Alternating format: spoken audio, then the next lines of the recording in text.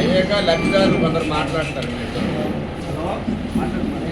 సభ్యులు, మా అందరి ప్రీతమ నాయకులు గౌరవనీయులు కొండపల్లి శ్రీనివాస్ గారికి ఆయన యొక్క నైపుణ్యతను గుర్తించి టికెట్ ఇవ్వడమే కాకుండా గెలిపించి ఇప్పుడు మంత్రివర్గంలో కూడా కొత్తగా చోటు కల్పించినందుకు గజపతి నగరం ప్రజలు, పెద్దలు, తెలుగుదేశం పార్టీ తరఫున ముఖ్యమంత్రి గారికి, లోకేష్ గారికి, పార్టీ అధ్యక్షులు అచ్చెన్నాయుడు గారికి అందరికీ కూడా సహకరించిన జిల్లా పెద్దలు పుష్పాటి అశోక్ గజరాజు గారికి అందరికీ కూడా హృదయపూర్వక నమస్కారాలు తెలియజేసుకుంటున్నాం.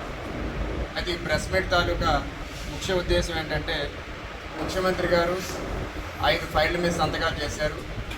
అందులో మొదటిది మెగా డిఎస్సి 16,600 పైచిలకు పోస్టులు నోటిఫికేషన్ ఇస్తూ ఉత్తర్వుల మీద సంతకాలు పెట్టారు. ఇది చాలా హర్షించదగ్గ, ఆహ్వానించదగ్గ పరిణామం. ముఖ్యంగా గత 5 సంవత్సరాలుగా డిఎస్సి నోటిఫికేషన్ అనే కాదు, ఏ రకమైన నోటిఫికేషన్లు లేక నిరుద్యోగ యువత చాలా 5 సంవత్సరాలుగా చాలా సఫర్ అయ్యారు.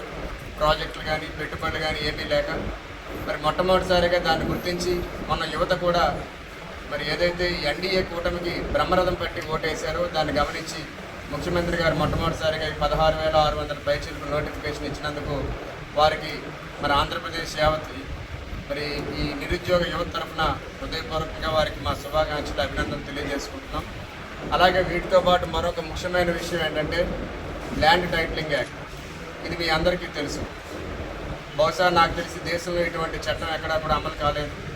ముఖ్యంగా ప్రజాస్వామ్యంలో ఎక్కడన్నా పొరపాటు జరిగితే, అన్యాయం జరిగిందనిపిస్తే న్యాయస్థానానికి వెళ్ళే హక్కు ప్రతి ఒక్కరికి ఉంటుంది. కానీ ల్యాండ్ టైటిలింగ్ యాక్ట్ అనే పేరుతో న్యాయస్థానాలకు కూడా వెళ్ళకూడదు అనే కొత్త చట్టాలు గత ప్రభుత్వం చేసింది.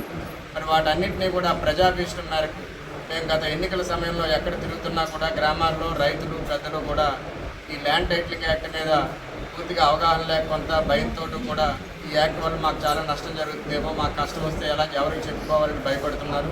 దీన్ని గమనించి మరి వీటన్నింటినీ కూడా మరి స్థానిక ఎమ్మెల్యే అభ్యర్థుల ద్వారా మరి ముఖ్యమంత్రి గారికి కూడా ఆనాడు తెలియజేసినప్పుడు మరి ఏదైతే ప్రభుత్వం అధికారంలోకి వస్తుందో ఈ ల్యాండ్ టైటిలింగ్ యాక్ట్ను కూడా రద్దు చేస్తామని మరి ఆయన ఏదైతే మాట ఇచ్చారో దాని ప్రకారం ఈ రోజున ల్యాండ్ టైటిలింగ్ యాక్ట్ రద్దు చేస్తూ ఉత్తర్వులు విడుదల చేయడం అనేది చాలా హర్షణీయమైన పరిణామం. దీనివల్ల ఎవరి భూమి వారికి దక్కుతుందని ఆనందం. ఏంటంటే అన్నా క్యాంటీన్ల పునరుద్ధరణ, దీనికి కూడా వెంటనే ముఖ్యమంత్రి గారు చొరవ తీసుకుని మరి వెంటనే చర్యలు తీసుకున్నారు. ఒకప్పుడు ఎక్కడైనా సరే పనికి గట్ట వెళ్ళేవాళ్ళు డైలీ లేబర్ ఉంటే అక్కడ దగ్గరలో అన్నా క్యాంటీన్లు ఉంటే కనుక 5 రూపాయలకు 10 రూపాయలకి అక్కడ భోజనం చేసి చాలా సౌకర్యంగా ఉండేది. అన్నా క్యాంటీన్ రద్దు చేసిన తర్వాత ముఖ్యంగా శ్రామికులు, కూలీలు, కార్మికులు, కర్షకులు వీళ్ళే బాగా ఇబ్బందులు పడ్డారు. బట్ ఏ కారణంతో గత ప్రభుత్వం రద్దు చేసిందో తెలియదు. కానీ ఇప్పుడు మాత్రం వచ్చిన వెంటనే ఏదైతే సదుద్దేశంతో వాటిని పెట్టారో అదే అన్నా క్యాంటీన్ని పునరుద్ధరించడం కూడా చాలా హర్షించదగ్గ పరిణామం. మరి గజపతి నగరం నియోజకవర్గంలోని